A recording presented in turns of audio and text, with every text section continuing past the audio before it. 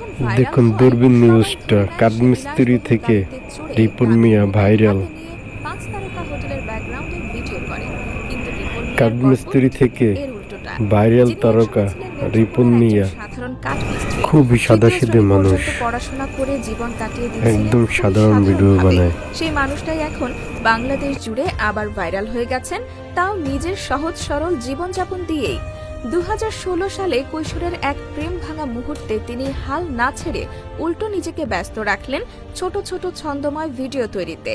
তার হাসি, I love you, this is real ডায়লগগুলো হয়ে উঠল ট্রেন্ডিং আইকন। 2020 সালে আজাইরা লিমিটেডের আমায় দিও কল গানটি তার ছন্দে বানানো হলে দেশ জুড়ে ছড়িয়ে পড়ে তার নাম। গানটি 30 মিলিয়ন ভিউ পেয়েছিল। তবে হঠাৎই সবার আড়ালে চলে যান রিপন মিয়া। বাংলাদেশে একবার আড়ালে গেলে খুব কম মানুষই ফিরতে পারেন, কারণ ইন্টারনেটের জগতে মানুষ খুব দ্রুত ভুলে যায়। তবে 2024-25 সালের দিকে রিপন মিয়া আবার ফিরে আসেন একদম নতুন রূপে। এবার আর শুধু ছন্দের ভিডিও নয়, তিনি শুরু করেন ভ্লগ, শর্টস, ইউটিউব রিলস, সবকিছু। কাঠমিস্ত্রির কাজ করতে করতেই বানাতে থাকেন ভিডিও। মাঠের মধ্যে, রাস্তার পাশে, নিজের ঘরেই তৈরি হয় ভিডিওর সেট।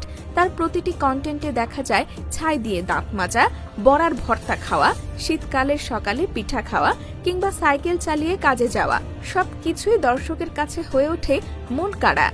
রিপনের ভিডিওতে নেই কোনো ঝাঁ চকচকে স্পেশাল এফেক্ট, নেই বিলাসবহুল পোশাক পরিচ্ছদ, আছে কেবলমাত্র একজন সৎ পরিশ্রমী মানুষ, যিনি বাস্তব জীবন থেকে অনুপ্রেরণা এনে সাধারণ মুহূর্তকে অসাধারণ করে তোলেন।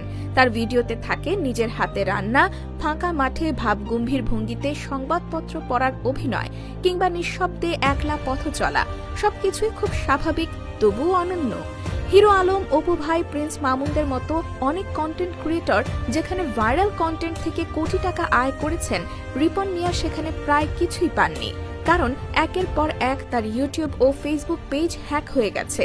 2019 সালের দিকে তিনি প্রায় ভিডিও তৈরি বন্ধ করে দিয়েছিলেন এবং পুরো সময় কাঠমিস্ত্রির কাজে মন দিয়েছিলেন। কিন্তু পরে এক মিডিয়া ম্যানেজারের সঙ্গে তার পরিচয় হয়, যিনি তাকে আবার সাহস দেন ঘুরে দাঁড়ানোর। বর্তমানে ফেসবুকে তার 1.5 মিলিয়ন ফলোয়ার, আর গত 2 মাসেই তার ভিডিও দেখা হয়েছে প্রায় 2 কোটি বার। দর্শকরা তার সরলতা আর প্রকৃত জীবনের দৃশ্যাবলীকে ভালোবেসে নিচ্ছেন নতুনভাবে। যে জীবন থেকে মানুষ অনেকেই মুখ ফিরিয়ে নেয়, রিপন মিয়া সেই জীবনকেই বানিয়ে তুলেছেন অনুপ্রেরণার গল্প। প্রমাণ করেছেন, আপনি সাধারণ হলেও যদি নিজের পথে সত্য থাকেন, তাহলে অসাধারণ হওয়ার জন্য আলাদা কিছু করার প্রয়োজন নেই। রিপন মিয়া এখন শুধু একজন কন্টেন্ট ক্রিয়েটর নন, তিনি হয়ে উঠেছেন হাজারো তরুণের অনুপ্রেরণার নাম।